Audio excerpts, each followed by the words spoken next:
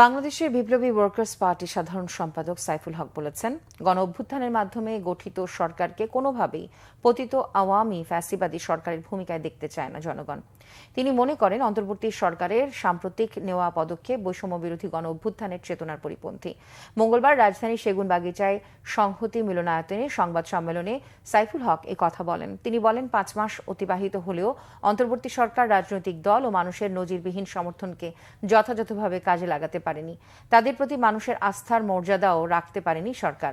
বাজার নিয়ন্ত্রণের ব্যর্থতায় সরকারকে সমালোচনা করেন সাইফুল হক। অভিযোগ করেন, আইএমএফ এর পরামর্শে নিত্য ব্যবহৃত পণ্যের উপর ভ্যাট ও কর বৃদ্ধি সরকার আত্মঘাতী সিদ্ধান্ত নিচ্ছে।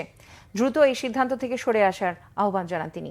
ভ্যাট ও করের বোঝা প্রত্যাহার, জনগণের জীবন জীবিকার জরুরি সমস্যা ও সংকট সমাধানের দাবিতে আগামী 19 জানুয়ারি জাতীয় প্রেস ক্লাবের সামনে সমাবেশের কর্মসূচি পালন করবে বিপ্লবী ওয়ার্কার্স পার্টি।